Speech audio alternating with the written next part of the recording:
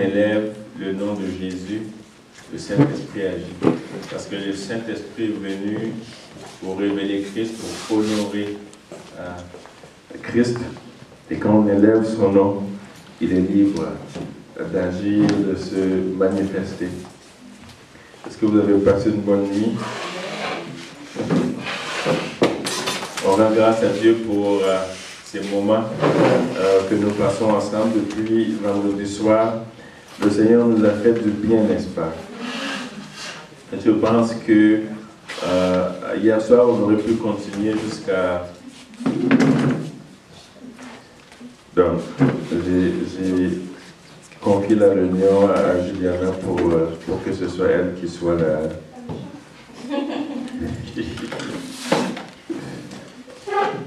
Mais Dieu n'en a pas fini. Dieu veut faire une œuvre dans nos cœurs à chaque jour.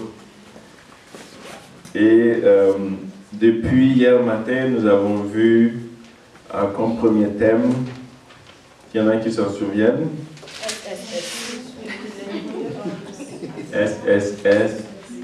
Sachez et soyez sérieux. Hier soir, nous avons vu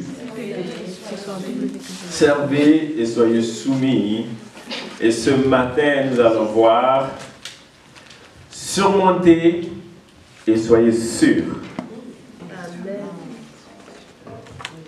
Soyez sûrs. Vous savez, comme je le disais hier, depuis le jour que nous avons accepté Christ et que nous sommes nés de nouveau, littéralement, nous avons tourné dos au diable et nous sommes devenus une de ses cibles préférées. Donc, je déclare ce matin que vous êtes en guerre. Toute une révélation, n'est-ce pas?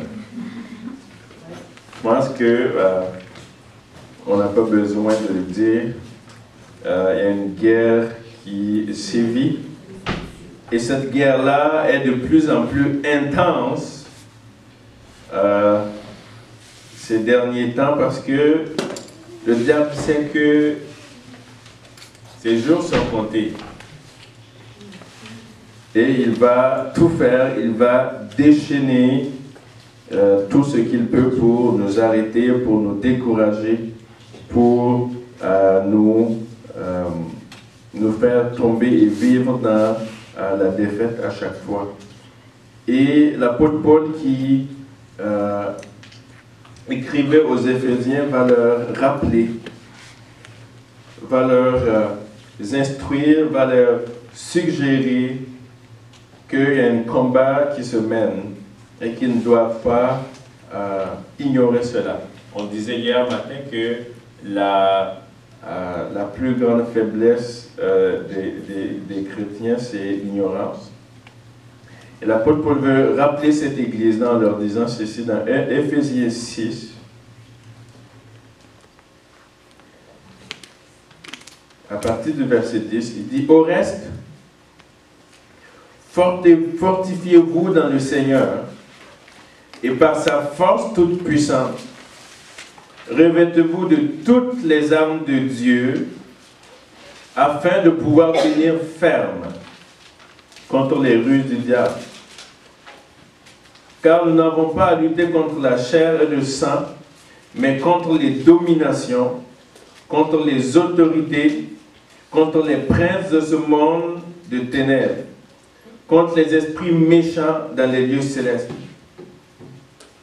C'est pourquoi prenez toutes les armes de Dieu afin de pouvoir résister dans le mauvais jour et tenir ferme après avoir tout surmonté.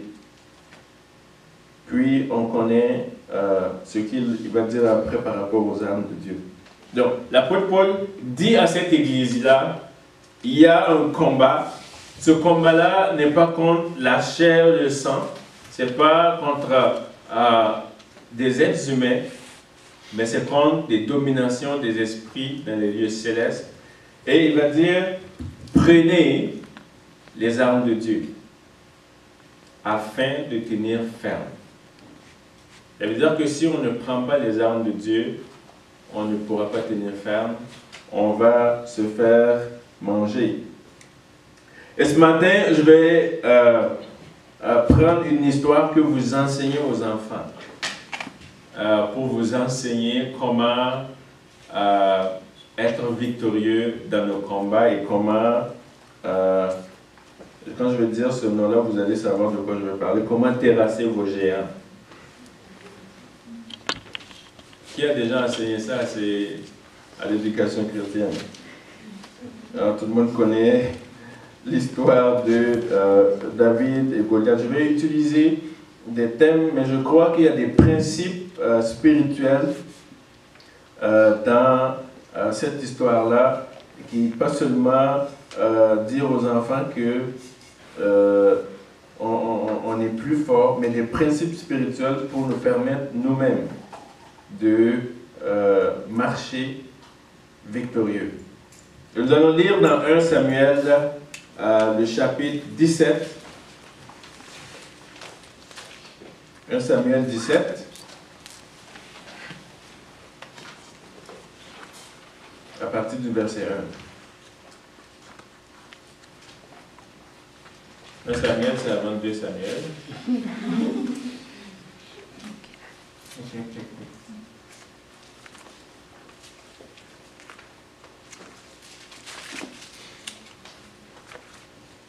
Je lis. Les Philistins réunirent leurs armées pour faire la guerre. Et ils se rassemblèrent à Soko, qui appartient à Juda. Ils campèrent entre Soko et Azekah à Éphès d'Amim. Saül et les hommes d'Israël se rassemblèrent aussi. Ils campèrent dans la vallée des Térébenth et se mirent en ordre de bataille contre les Philistins. Donc, pendant que je lis, essayez de faire le film de ce qui se passe. Les Philistins étaient vers la montagne d'un côté et Israël était vers la montagne d'un autre côté. Donc, ils se faisaient face. La vallée les séparait. Un homme sortit alors du camp des Philistins et s'avançant entre les deux armées. Il se nommait Goliath. Il était de Gath. Il avait une taille de 6 coudées et un empare. Ça, c'est environ 2,90 m. Sur sa tête était un casque d'airain.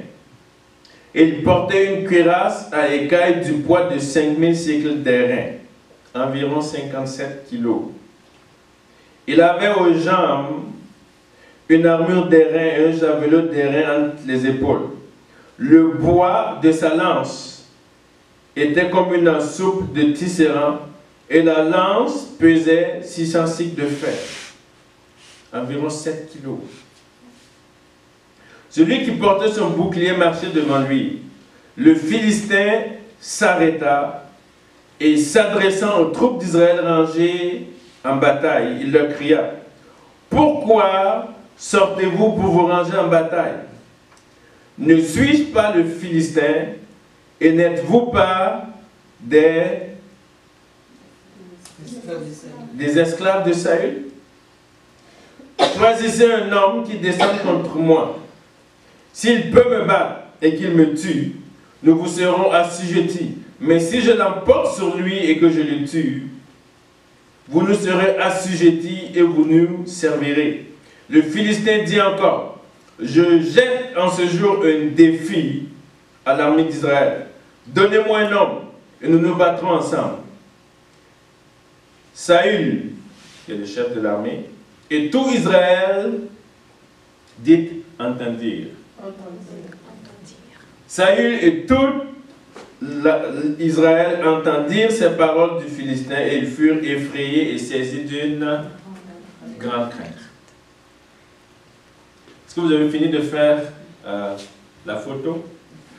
Il y a un combat qui est là. Le peuple d'Israël d'un côté, l'ennemi d'un côté, le peuple de Dieu d'un côté, le peuple de Satan d'un côté. Ils font face. Et pour qu'il y ait combat. Et alors que le peuple d'Israël est de ce côté-là. Ils sont quinqués, ils sont boostés, ils sont venus avec leurs armes, ils ont mis leurs habits de guerre et ils s'attendent à combattre l'ennemi. Et alors qu'ils sont ensemble, face à face, il y a un homme qui sort du lot et qui lance un défi. Un homme qui mesure environ 2,90 m, qui est tellement impressionnant et qui se présente devant Israël. Généralement, nos géants et ceux avec lesquels on combat paraissent à nos yeux insurmontables. Les difficultés viennent comme des géants qui sont insurmontables. On a l'impression qu'on est des mouches ou des fourmis devant eux. Et alors qu'il sort, il va utiliser une des tactiques de l'ennemi et qu'il utilise avec nous pour déstabiliser le peuple d'Israël. Et la première chose qu'il dit au peuple d'Israël, il dit, « Moi je suis le Philistin et vous, vous êtes des esclaves. » Et la première attaque de l'ennemi sur nos vies concerne notre identité et notre position. Penses-tu que tu vas pouvoir surmonter cette situation? Et hier, on parlait de la base, et c'est pour ça que je disais que c'est tellement important qu'on soit assis sur certaines bases. Parce que sinon, premièrement, on ne pourra pas servir, deuxièmement, on ne pourra pas affronter, surmonter.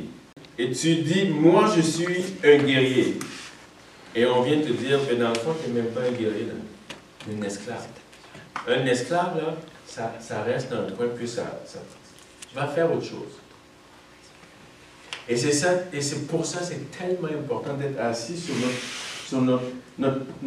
d'être assis sur notre identité. Est-ce qu'ils étaient des esclaves de Saül? Quand David va venir plus tard, il va révéler leur véritable identité et parlant de lui-même, son identité. Parce que je disais hier que votre position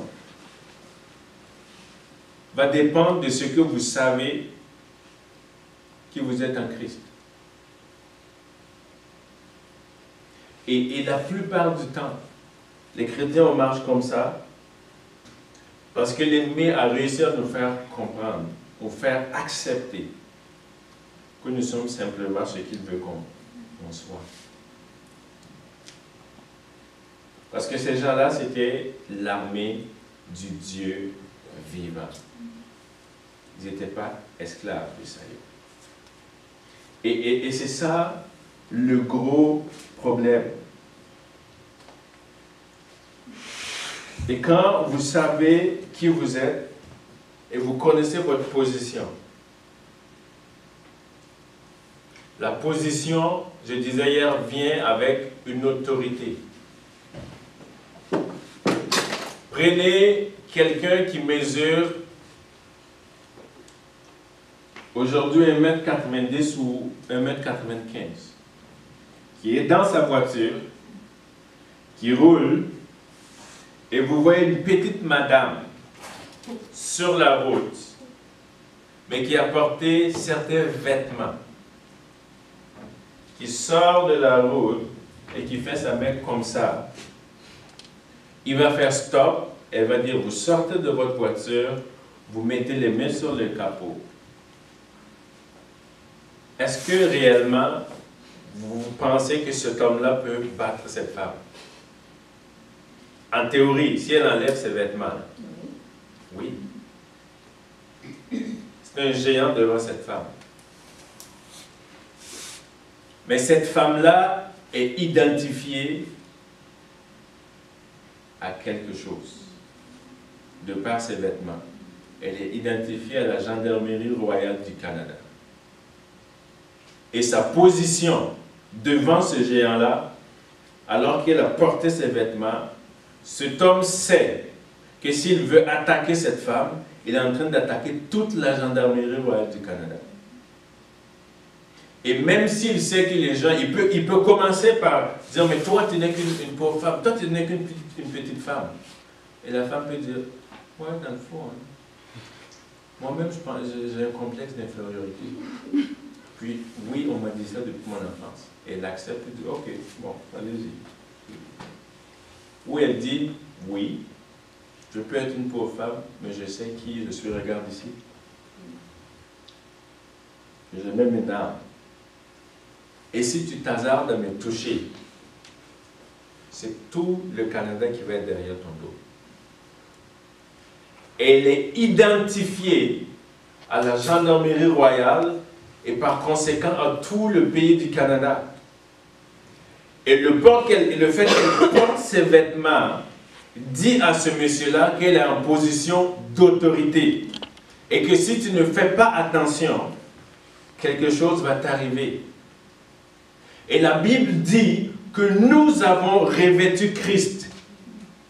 Quand l'ennemi nous voit, il voit que nous avons revêtu le manteau, le vêtement de celui qui est assis au-dessus de tous les démons, de toutes les autorités, de toutes les puissances qui peuvent se nommer. Et il va tout faire pour nous déstabiliser. Mais ceux qui sont assis disent, non, je n'ai pas peur de toi, parce que je sais en qui j'ai cru, je connais ma position. Et spirituellement, en termes de galon, je suis plus élevé que toi. Et le diable sait que si je touche à cette fille ou à cet homme, j'ai affaire à toute l'armée du Dieu vivant et ça risque de mal se passer. Mais parce qu'on vit sans identité, on vit sans position, on est constamment dans la défaite. Cette femme-là, si elle sort le lendemain, après avoir créé du trouble à cet homme, elle le rencontre dans la rue, cet homme a le droit, si elle décide de l'arrêter, de lui faire la peau. Pourquoi? Parce qu'elle n'a pas porté des vêtements qui prouvent son autorité. Et c'est la même chose. Essayez d'aller dans un combat spirituel sans revêtir vos vêtements. Vous allez manger tellement de coups que vous serez hospitalisé pour 40 jours. C'est pour ça qu'on ne peut pas être en dehors du parapluie de Dieu. Psaume 91. On ne peut pas se permettre qu'un seul jour, on s'en sent nos vêtements. Parce que tu l'as tellement maltraité pendant 60 jours et tu te permets de sortir dans la rue sans ton vêtement, il va régler c'est quoi? Et quand tu es juste chrétien du dimanche et tu as l'autorité, tu as ton identité, tu as ta puissance juste le dimanche, il va t'attendre lundi matin. Lundi matin, très tôt, quand tu sors de chez toi et dis, ah, c'est toi que j'attendais. Ce que tu m'as fait hier, je vais te remettre au centuple aujourd'hui. Donc, on ne peut pas se permettre de déposer nos vêtements. Il y a certaines choses qu'on ne peut pas arrêter de faire. Ça, c'est jusqu'à ce que quand Jésus va revenir, on n'aura plus besoin de ça. Mais jusqu'à ce que Jésus revienne, il faut que tu portes nos vêtements tout le temps. C'est pour ça, dans Actes, on voit des exorcistes juifs, les 7 fils de Sheva. Ils vont rencontrer un homme. Ils ont sûrement vu Paul chasser des démons, prendre autorité sur les esprits mauvais. Et ils arrivent devant un homme qui est démoniaque et ils veulent chasser les démons, puis ils disent « Au nom de Jésus que Paul prêche ». Sortez de cet homme. Et les démons disent, on connaît Jésus, on connaît Paul, mais vous, qui êtes-vous? Ils ont tout à fait raison. Il n'y a rien qui les identifie. Ils n'ont aucune identité. Ils n'ont porté aucun vêtement. Le monde spirituel doit te connaître. ils doivent savoir, quand ils te voient, ils doivent savoir que tu portes toujours ce vêtement-là. Parce que le jour que tu les enlèves, tu es foutu. Donc, on ne peut pas être chrétien 6 jours et se reposer un jour. Impossible. Parce que eux, le combat, c'est 24 heures sur 24, 7 jours sur 7. Tu dors même avec tes vêtements de l'école militaire.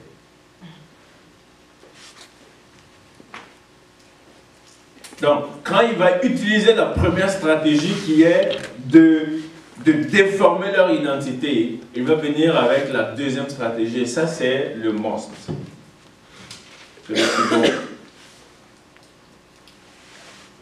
Qu'est-ce qu'on voit dans le verset 11? Est-ce que quelqu'un peut lire le verset 11?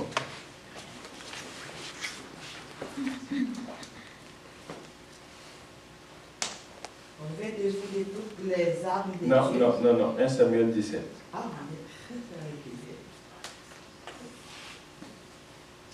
Saül et tout Israël entendirent ces paroles du Philistin et ils furent effrayés et saisis d'une grande crainte. Saül et tout Israël entendirent les paroles du Philistin et ils furent effrayés et saisis d'une grande crainte. La deuxième attaque sanglante de l'ennemi, Juliana en a parlé ce matin, est la peur. La peur.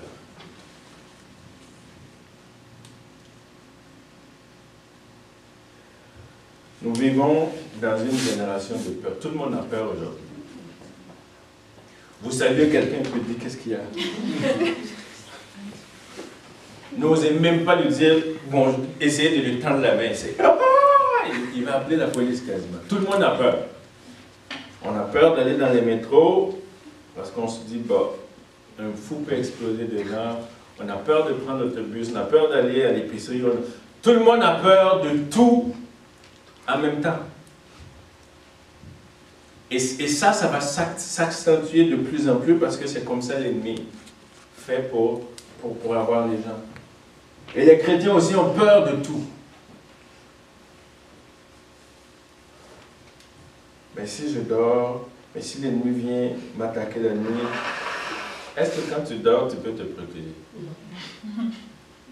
Donc que tu aies peur ou pas, tu vas finir par dormir un jour, n'est-ce pas?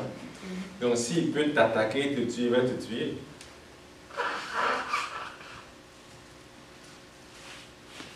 Je ne parle pas ça légèrement parce que j'ai été quelqu'un qui vivait beaucoup dans une grande peur et je pense que ma peur transparaissait. Vous savez, la peur, c'est comme une viande pourrie que tu déposes sur une table ou une viande que tu déposes qui pourrit. Que tu veuilles ou pas, ça va entraîner des vers et des bébés. La pourriture la attire. La peur la attire. Ou tu vois un chien, puis tu le regardes, il te regarde, dépendamment de ta réaction, il va te poursuivre. Parce qu'il peut sentir la peur transparaître en toi. Quand j'étais plus jeune, mon voisin avait un singe, puis à un moment donné, le singe est sorti de sa cage, puis tout le quartier le poursuivait. On voulait l'arrêter, on était jeunes, on le poursuivait, on cherchait à attraper le singe. Puis, à un moment donné, le singe s'est arrêté, nous a regardés. un petit singe, là. Puis, on a arrêté. Puis moi, j'étais là, puis... J'essayais de crier sur le singe, j'avais tellement peur. Puis à un moment donné, il m'a regardé, puis j'ai dit, je suis foutu.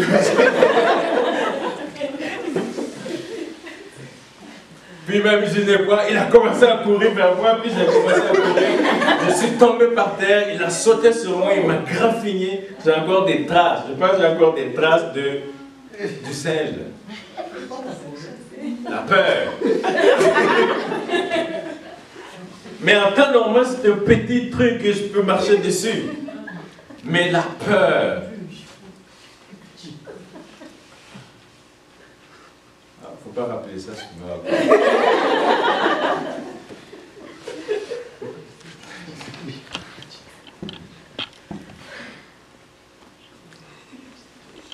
Mais on a peur de beaucoup de choses en tant que chrétien. Quand on réfléchit, là, on a vraiment peur de beaucoup de choses. Et vous ne pouvez pas vivre dans la peur et puis dire que vous avez foi. Ces deux choses, ça ne marche pas. En fait, la peur, c'est une foi en quelque chose d'autre ou en quelqu'un d'autre. La paix, la joie, c'est la foi en ce que Dieu va faire. La peur, c'est aussi une foi négative. Et vous savez que la foi marche. Qu'elle soit positive ou négative, elle marche.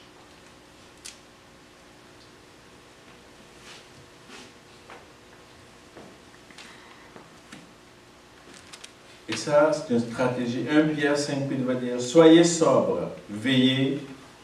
Votre adversaire, le diable, rôde comme un lion rugissant, cherchant qui dévorera. Littéralement, c'est cherchant qui va se laisser dévorer. On sait tous que le diable, c'est un ennemi vaincu, n'est-ce pas? À la croix, il a été dépouillé, il a été mis en spectacle, il est vaincu. Mais pourquoi il arrive encore, il arrive aujourd'hui à agir et à faire des dégâts dans nos vies? Parce qu'on a juste accepté ça intellectuellement. Comme je disais hier, je dis tout ce qui n'est pas assis, tout ce qui ne descend pas dans nos cœurs et qui reste juste une connaissance intellectuelle, nous ne pouvons pas vivre dans l'expérience. Ça prend que tu te reposes d'abord sur ce que Dieu a dit avant de pouvoir vivre l'expérience. Et on dit que le diable rôde. Le diable va rôder autour de toi. Je suis convaincu que le diable rôdait autour d'Adam et Ève dans le jardin d'Éden. Pourquoi il n'a pas trouvé Adam et Ève devant l'arbre de vie? Il rôdait, il a rôdé autour d'eux, puis il a fini par dire, ces gens-là, ils sont beaucoup attirés par l'arbre, la connaissance du bien et du mal. Je vais venir agir dans leur. Et le diable va rôder. Et ce que la peur vous fait faire, il va le voir. En passant, le diable ne peut pas lire vos pensées. OK? Parce que le diable n'est pas omniscient. C'est juste Dieu qui est omniscient.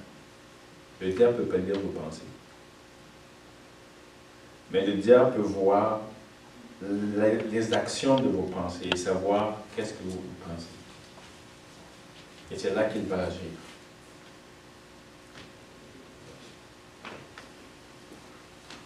Donc, on nous dit que,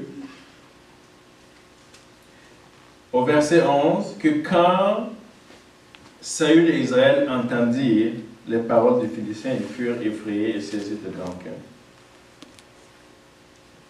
Et c'est ça que l'ennemi fait. Pour créer la peur en nous, l'ennemi va utiliser nos sens. Il va envoyer quelque chose qui va toucher nos sens. L'armée d'Israël était prête à aller se battre. Et il a envoyé un homme qui leur a parlé, qui leur a rabaissé, qui leur a dit ces choses. Et la Bible dit qu'en entendant ces choses, ils furent saisis de crainte. Donc, ce que vous écoutez va vous affecter.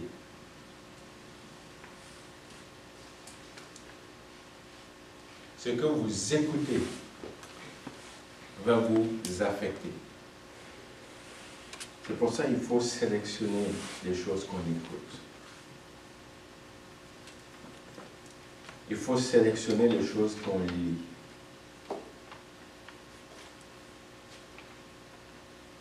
S'ils avaient tous leurs oreilles bouchées, on n'aurait pas dit qu'ils entendirent les paroles. Ils n'allaient pas entendre. Vous imaginez quelqu'un que vous prenez et puis Vous fermez ses yeux, vous bouchez ses oreilles, et vous le mettez dans une mer ou dans un fleuve avec des crocodiles. Il n'aura pas peur. Il n'entend rien, il ne voit rien.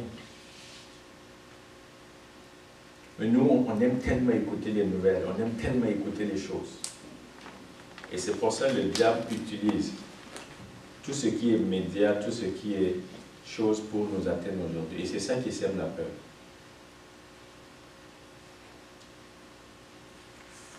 « 80 à 90% des choses que vous avez peur n'arrivent pas.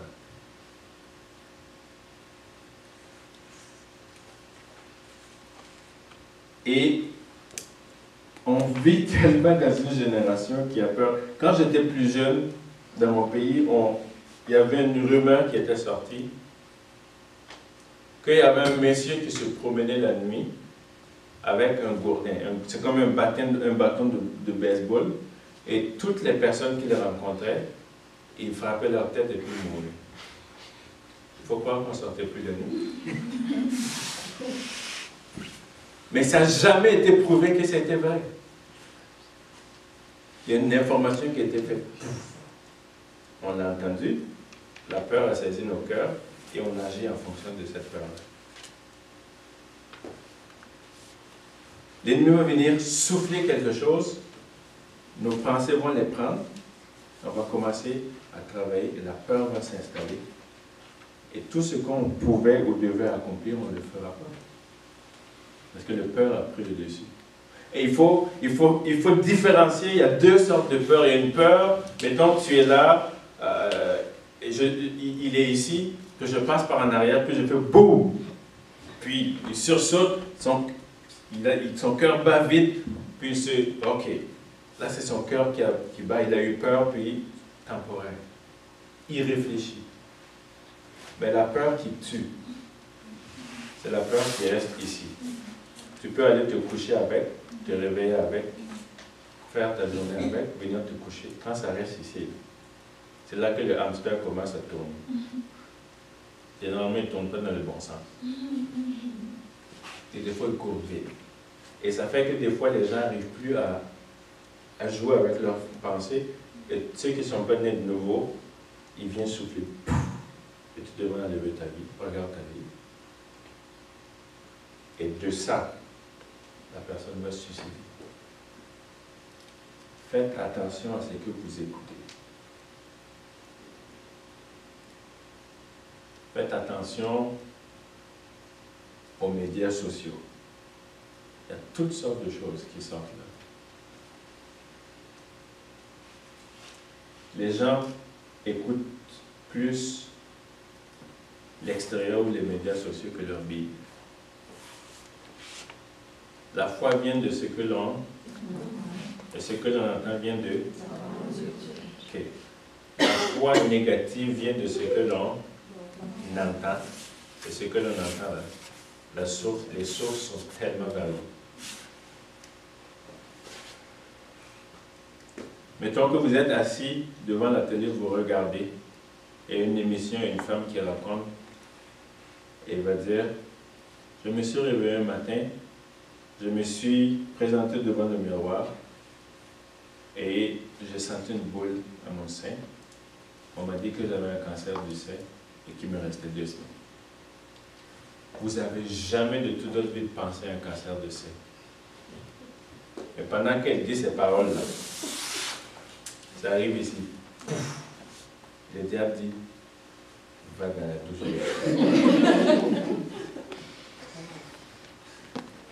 Et maintenant, chaque matin, et ta tête va créer une boule. Même si ce n'est pas une boule, tu vas sentir une boule. Tu vas aller voir le médecin, tu dis, médecin, je veux faire mammographie. Il dit, mais pourquoi? Je pense que j'ai une tumeur. Qui t'a dit? Ben, je le sens. Mais de toute ta journée, tu n'as jamais pensé à ça. Ça a pris une information qui a gâché toute ta semaine. Et tu fais l'examen et on te dit que les résultats c'est à 7 semaines. pendant 7 semaines, tu vis l'enfer. Parce que chaque soir que tu es couché, le diable vient dire, pense au résultat. Chaque matin que tu te réveilles, le diable dit, pense au résultat. La Bible dit que le Philistin, là, jour et nuit, pendant 40 jours, il lançait comme ça. Ton géant, là, chaque jour et chaque soir, c'est ce qu'il te rappelle. Parce que dans la journée, tu réussis à faire tes activités, tu oublies. Mais quand tu viens, le moment où tu as le plus besoin de repos, tu t'étends sur ton lit. Tu dis, est-ce que le médecin t'a déjà appelé? Et ça mine ta vie. Et tu passes ta vie à attendre quand le téléphone sonne dans la maison, ta pression monte. Parce que tu te dis, si c'est le médecin. Vous voyez comment une simple information, 2 à 3 mois. Juste à ce que tu arrives, sur le médecin peut dire, madame, vous n'avez rien. Et tu dis, c'est pas possible. 3 mois. 1 minute de télé, 3 mois de dépression.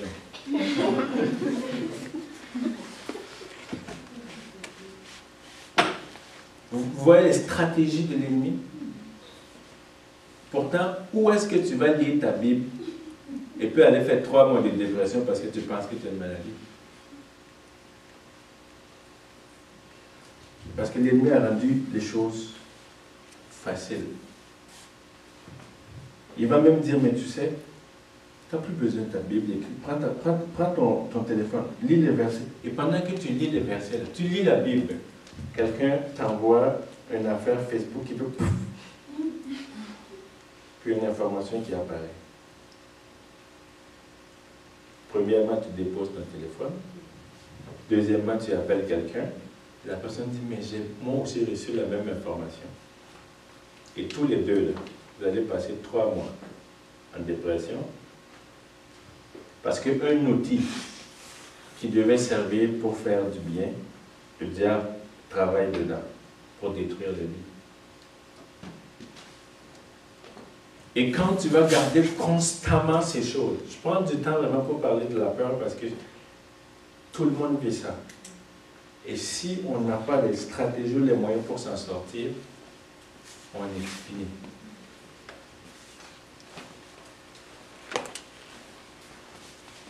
On est fini. F-I-N-I.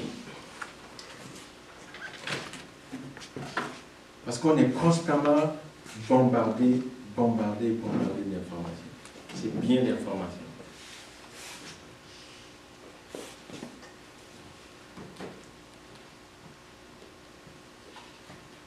Donc,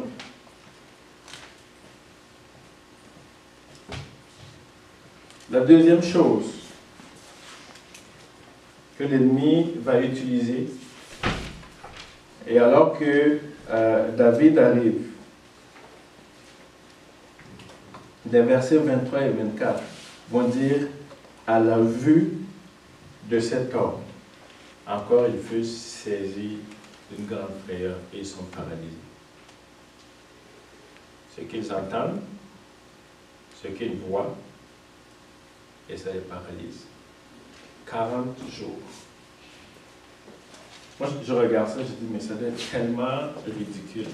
Comment toute une armée... Imaginez-vous l'armée canadienne qui dit, il y a des ennemis sur Montréal, on descend pour les combattre, et le combat c'est sur le Mont-Royal. Et pendant qu'il y a un ennemi qui sort, ils sont sur le Mont-Royal, ils sortent la journée, ils se mettent en ordre de bataille, ils disent on va les combattre. Et quand l'ennemi sort parler, ils sont découragés, ils retournent dans leur caserne. Ils reviennent le lendemain, pendant 40 jours. Et le chef de l'armée, le général lui-même, est en arrière des troupes. Parce qu'il a peur. Et quand quelqu'un vient, il leur dit, avez-vous cet homme? C'est pour jeter l'opprobre sur Israël qu'il est sorti. Ils savent raconter ça. C'est devenu leur sujet de conversation. Avez-vous entendu parler de cette nouvelle maladie? H1N1. C'est pour détruire. On nous a dit que selon les statistiques, 1/10 de la population allait l'attraper Et sur ces 1/10 là, il y a 150 000 personnes qui allaient mourir.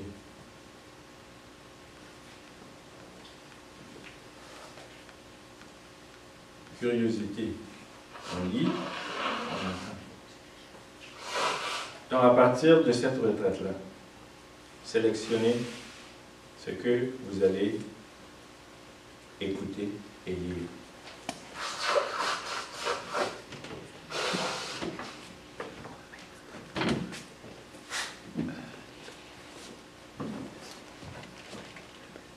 Sélectionnez. Parce que vos pensées sont dangereuses. La Bible dit que tel un homme pense, tel il est. Vous savez qu'est-ce que Job a dit après avoir perdu ses biens, son troupeau, ses serviteurs, ses enfants, lui-même malade? Job a dit, ce que je crains, c'est ce qui m'arrive. Pourtant, Job était aujourd'hui on dirait un bon chrétien, chrétien spirituel, un bon chrétien. Dieu même a dit que Job est intègre. Mais Job avait en dedans de lui une peur. La peur de perdre ses enfants, la peur de perdre sa famille, la peur de perdre ses biens. En passant, tellement de gens ont peur de perdre leur bien. Ceux qui ont l'argent ont peur de perdre leur argent. Ceux qui n'ont pas de travail ont peur de ne pas avoir de travail. Ceux qui ont du travail ont peur de perdre leur travail. On a constamment peur. Et Job avait peur. Et parce que la peur de Job, là, se manifestait par des actions. Il fallait que chaque jour, constamment, il aille faire des sacrifices pour demander pardon pour ses enfants. Et le diable a rôdé. Il a vu. Il a dit à Dieu, mais tu penses que c'est pour rien qu'il te sert? Arrache-lui ça, tu vas voir. Et Job perd tout en une journée. Il s'assoit, puis il dit, ok, je comprends pourquoi. De ce que j'avais peur, c'est ce qui m'est arrivé. Quelle est ta peur ce matin? Est-ce que c'est par rapport à ta famille? Est-ce que c'est par rapport à tes finances? Est-ce que c'est par rapport à ton mariage? Est-ce que c'est par rapport à ton emploi? De quoi as-tu peur? Quelles sont les actions que tu manifestes? Est-ce que l'ennemi voit? Est-ce que tu as peur d'une mort soudaine? Est-ce que tu as peur de certaines maladies? Quelle est ta peur ce matin? C'est ça ton combat. C'est ça ton géant. Et comme Juliana l'a lu ce matin, la Bible dit que nous n'avons pas reçu un esprit de timidité ou de peur, mais un esprit de force, un esprit de sagesse.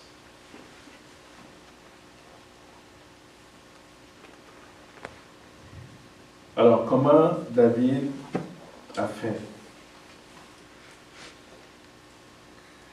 Comment David a fait pour en arriver à vaincre ce géant dans sa vie? David n'était pas un guerrier. C'était celui qui maniait le moins les armes de toute cette gang-là. Comment est-il arrivé à vaincre un guerrier? David se tenait constamment devant Dieu. Il aimait la présence de Dieu. David écrit les psaumes. David, c'est quelqu'un qui aime connecter avec Dieu. C'est quelqu'un qui aime s'asseoir dans la présence de Dieu. Il va s'asseoir, il va recevoir des paroles de Dieu. Il va recevoir des instructions de Dieu. Il va écouter ce que Dieu dit. Deuxième point, David était déterminé à finir avec le géant. Vous savez, il y a des gens qui...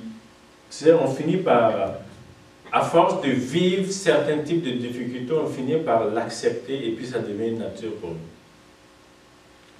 Tu te dis, bon, écoute, c'est plat, mais c'est pas payé. Donc tu finis par vivre avec. Et ce peuple était arrivé à dire, bon, il nous défie, il nous déstabilise, mais on n'est pas mort, on vit pareil. Donc ils ont fini par vivre avec le géant pendant 40 jours. Mais David arrive là, puis il voit, et alors que Saül va sortir, pendant que David arrive, il est envoyé pour donner des pains à ses frères. Il entend Goliath qui dit la même chose. Puis il demande à quelqu'un, il dit, qui est cet incirconcis qui ose insulter l'armée du Dieu vivant? Il pose la question, il dit, que feront-ils? Que fera-t-on à celui qui abat cet homme? Puis tout le monde connaît la réponse. Il dit, celui qui va détruire cet homme-là, le roi va lui donner sa femme, il va avoir des richesses, il va être honoré. Tout le monde connaît les bénédictions après que le géant tombe, il n'y a personne qui affronte le géant. C'est des bons chrétiens, les soldats, ils connaissent tous les versets par cœur. Quand tu vas vaincre l'ennemi, voilà la bénédiction. Quand tu vas faire ci, voilà. Ils peuvent citer tous les versets. Et on dit qui y va? Dis-moi. Ils savent que quand le géant de la peur va tomber de leur vie, ils vont marcher avec assurance. Ils vont accomplir ce que Dieu veut qu'ils accomplissent. Ils vont rentrer pleinement dans leur ministère. Mais ils ont appris à vivre avec aucune détermination. Ils s'attendent à ce que quelqu'un quitte l'extérieur et vienne abattre leur géant pour eux. Il y a des géants que seul toi peux abattre, personne d'autre.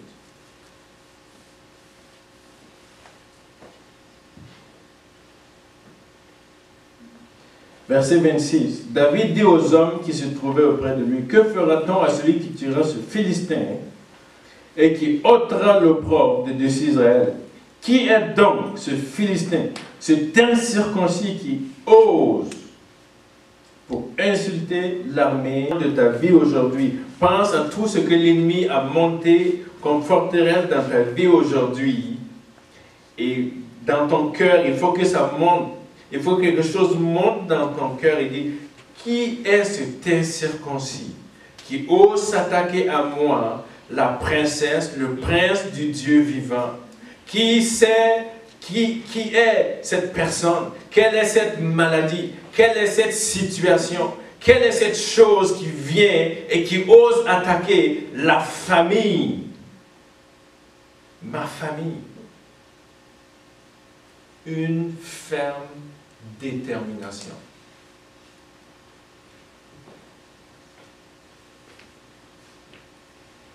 Et alors que David va être déterminé, David va se souvenir de la fidélité de Dieu dans le passé.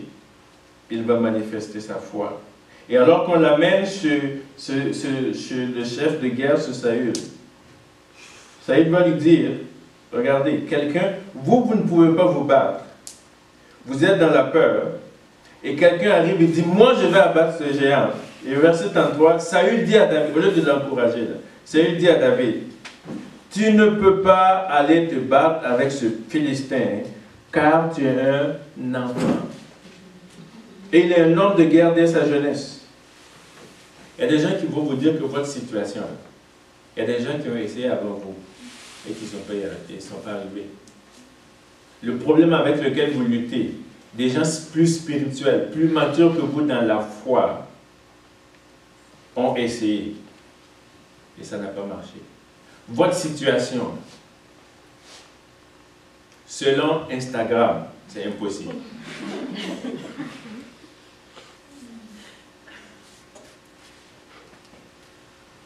Regardez ce que David répond.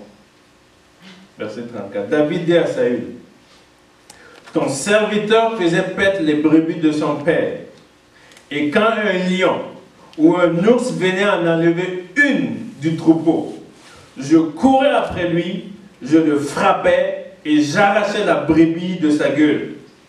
S'il se dressait contre moi, je le saisissais par la gorge, je le frappais et je le tuais.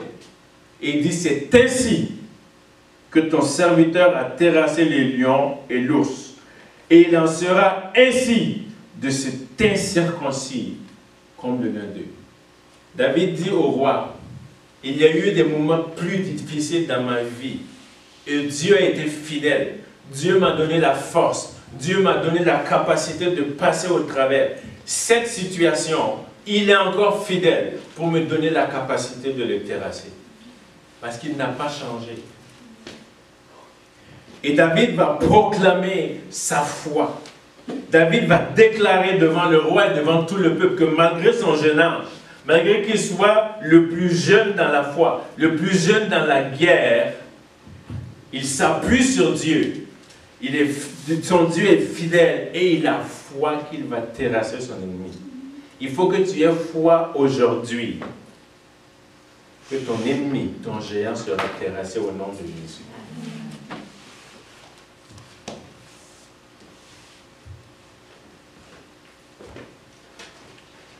Au verset 38,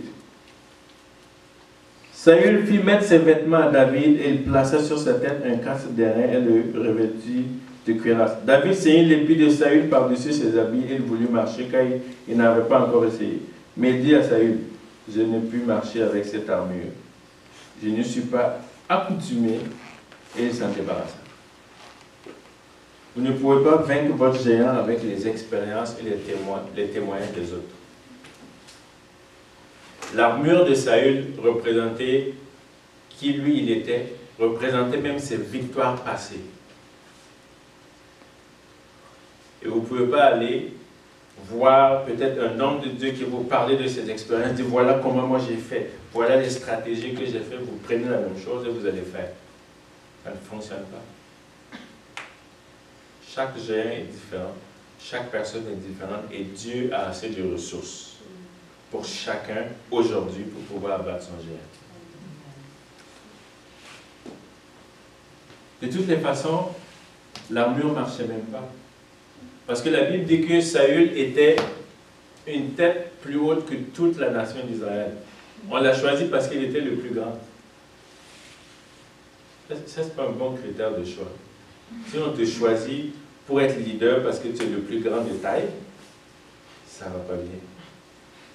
Donc, si vous imaginez David dans l'armure de Saül, il va se fondre dedans.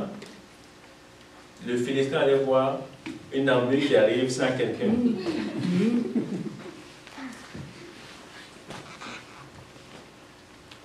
Enoch ne peut pas porter l'armure de Marie.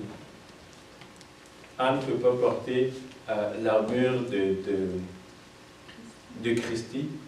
Je ne peux pas porter l'armure de Juliana. Dieu a fait une armure pour chaque personne. Vous ne pouvez pas vous baser sur mes expériences pour vaincre vos liens. Parce que si vous arrivez à faire ça, vous allez donner la gloire à l'autre. Et Dieu ne donne pas sa gloire à une autre personne. Donc, il faut seulement que vous vous appuyez sur ces principes pour pouvoir vaincre vos géants. Quand vous allez finir, vous allez dire, personne d'autre que Dieu ne pouvait le faire.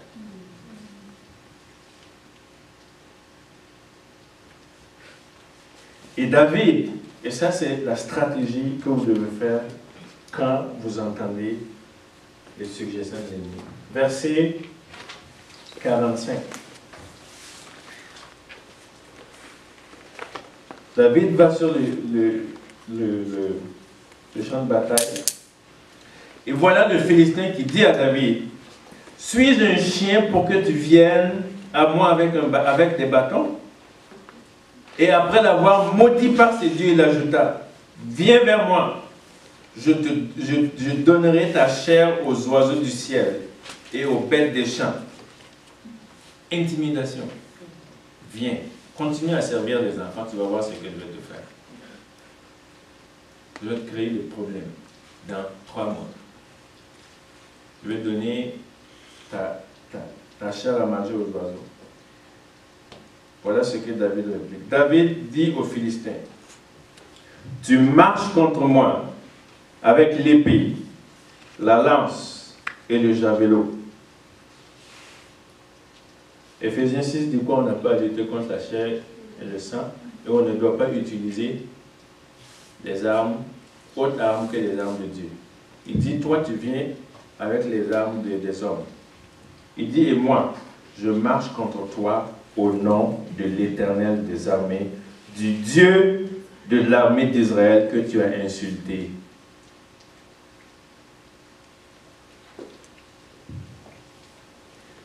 Quand le diable vient vous suggérer des pensées ou des paroles, n'essayez pas d'aller fouiller sur Internet pour trouver quoi lui répondre.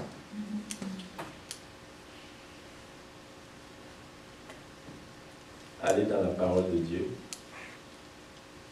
et répondez-le dans la parole de Dieu. Une des grandes armes de combat spirituel, spécialement au niveau des pensées, c'est la parole de Dieu. David va répliquer à Saül. Et en passant, n'essayez pas de combattre vos pensées en pensant. Il y a une pensée qui vous est suggérée, puis vous luttez avec, puis vous dites, ok, là je vais penser comment arrêter ces pensées. Les pensées vont être toujours plus fortes que vos pensées. Donc quand les pensées viennent, appliquez, vous allez voir que ça marche. Ouvrez votre bouche et parlez, même si vous êtes seul. Ce n'est pas grave si on pense que vous êtes fou. Ouvrez votre bouche et dites, pensée de mort, je te rejette aujourd'hui, au nom de Jésus.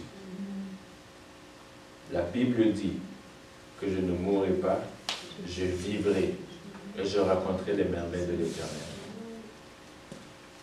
Pensée de maladie, je te rejette aujourd'hui. La Bible dit que par les meurtrissures de Christ, nous avons été guéris. Et je m'appuie sur ces paroles pour te réprimer au nom de Jésus. Pensée de destruction par rapport à mes enfants, par rapport à mon couple, je te rejette ce matin. Moi et ma maison, nous servirons l'Éternel. Et si mes enfants sont éloignés aujourd'hui, tu es celui-là qui les ramène, Seigneur. Parlez, parlez, parlez, parlez. Quand le diable a attaqué Jésus, il a fait quoi? Il est écrit. 3 fois, le diable est parti. Et s'il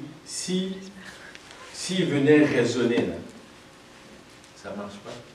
Et c'est sa stratégie. Depuis le jardin d'Éden, c'est comme ça qu'il attaque.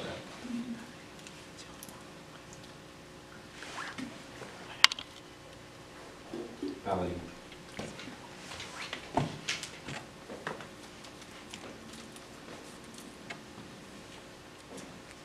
Mais on ne parle pas souvent parce que on ne connaît même pas la parole de Dieu. Regardez le mot-clé. Verset 46. Aujourd'hui. Dis à quelqu'un aujourd'hui. Aujourd'hui. Pas demain. Pas après-demain. Pas dans un mois. Aujourd'hui, l'Éternel te livrera entre mes mains. Je t'abattrai et je te couperai la tête. Aujourd'hui, je donnerai les cadavres du camp des Philistins aux oiseaux du ciel et aux animaux de la terre. Et toute la terre saura qu'Israël a un Dieu. Et toute cette multitude saura que ce n'est ni par l'épée, ni par la lance que l'Éternel sauve, car la victoire appartient à l'Éternel. Aujourd'hui, c'est aujourd'hui. Dieu parle en termes d'aujourd'hui. Chez Dieu, là, il n'y a pas de demain, il n'y a pas hier, tout est aujourd'hui. L'Éternel présent. Il a dit, mon nom c'est je suis. Il n'a pas dit j'étais ou je serai. Il dit je suis.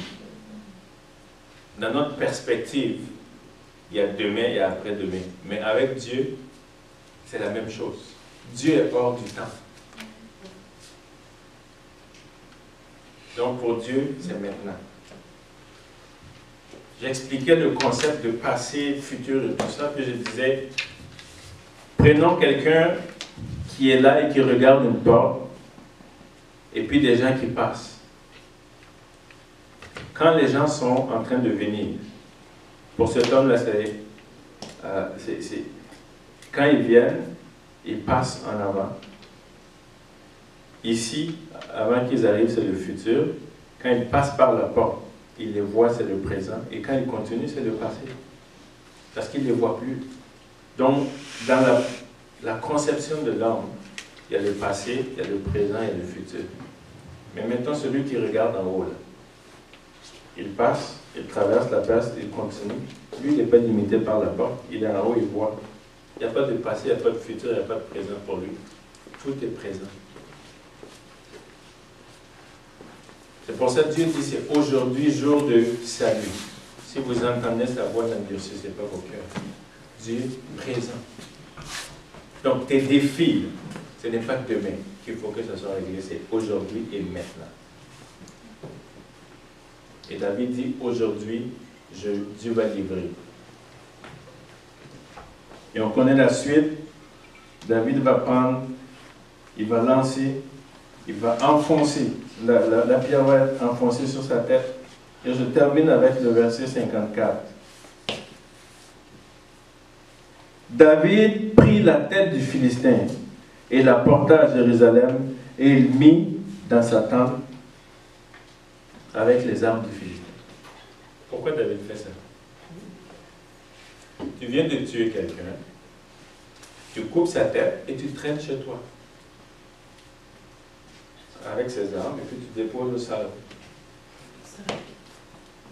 Ceux qui ont des écrans là au-dessus de l'écran, classement. La tête du Philistin. Quand les gens vont rentrer, et puis ils disent, mais David, c'est quoi cette tête-là? Il va leur dire, laisse-moi te raconter. Ça, c'est la fidélité de Dieu. Ça, c'est la victoire que Dieu donne. Ça, quand il y a un combat, Dieu gagne. Ça, c'est ce qu'on revient avec quand on a confiance en Dieu. Et à chaque fois que David est dans une lutte, dans un combat, il est déprimé, ça ne marche pas dehors, il rentre chez lui. Il voit quoi? Une tête. Puis Dieu commence à lui parler. Tu te souviens, David?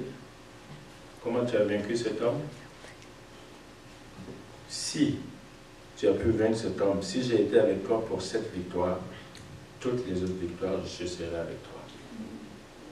Et c'est ça que Dieu fait. Quand on a confiance en lui, il nous rappelle qu'il est toujours là.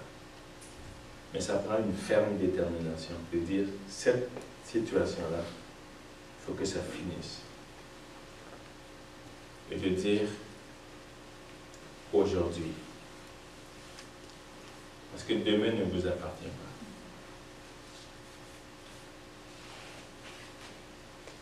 Des gens ont procrastiné et ont manqué leur destinée et leur futur, en disant, demain je le ferai, dans un mois je vais le faire, quand je serai bien je vais le faire, quand j'aurai assez d'argent je vais le faire, quand je serai marié je vais le faire, quand je vais avoir un enfant je vais le faire. Dieu dit, c'est aujourd'hui. On va prier. Je vais inviter l'équipe de louange à venir.